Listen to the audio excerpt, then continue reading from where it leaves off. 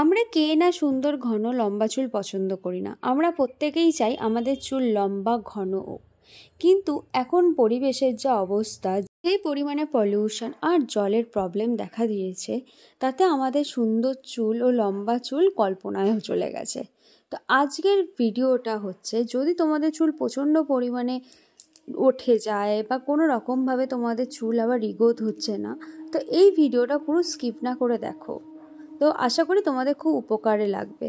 তো প্রথমে একটা কড়াই নাও, কড়াইয়ের ওপরে একটা বাতি বসিয়ে নিয়ে তার মধ্যে দাও নারকেল তেল।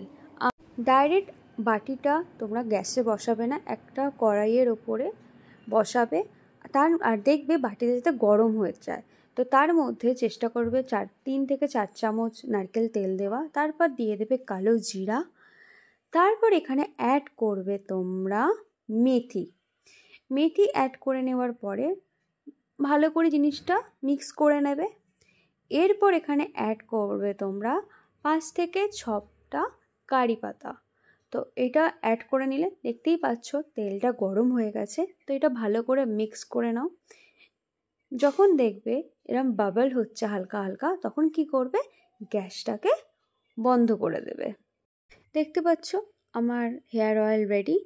তো এবার তোমরা কিভাবে এটা অ্যাপ্লাই করবে হেয়ারে, সেটা পুরো দেখে নাও।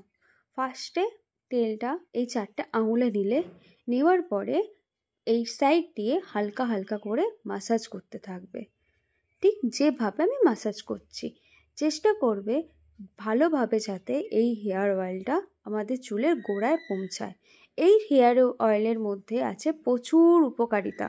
তোমরা যদি এইটা সপ্তাহে 2 থেকে 3 বার এটা ইউজ করো, তো তোমরা নিজেরাই রেজাল্ট পাবে তোমাদের হেয়ার কতটা পড়া কমে গেছে।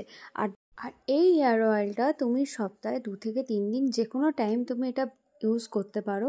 সব থেকে যদি ভালো রেজাল্ট তুমি পেতে চাও, চেষ্টা করো এটা রাত্রিবেলায় মেখে শুয়ে পড়ার। ভালো করে অয়েলটা হেয়ারে অ্যাপ্লাই করে নাও, নিয়ে মাসাজ করে নাও। মাসাজ করবে কিন্তু জেনে রাখো 10 থেকে 15 মিনিট। যত হেয়ারে ভালোভাবে মাসাজ করবে, তত আমাদের স্ক্যাল্পে রক্ত সঞ্চালন ভালো হবে, যার ফলে আমাদের চুল বৃদ্ধিও হবে আর আমাদের চুল পড়াটাও কমবে।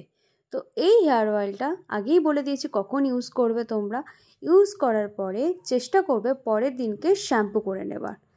তো তারপর ভালো করে অ্যাপ্লাই করে ভালো করে চুলটাকে আঁচড়ে নাও।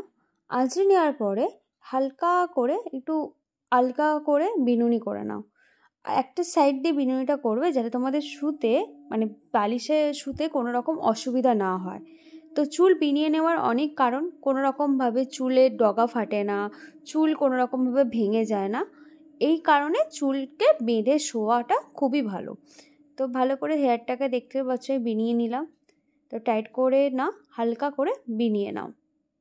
একটা জিনিস অবশ্যই তোমরা মাথায় রাখবে, হেয়ার অয়েল বা সিরাম বা মাস্ক লাগালেই যে তোমার চুল লম্বা হবে এরকমও না।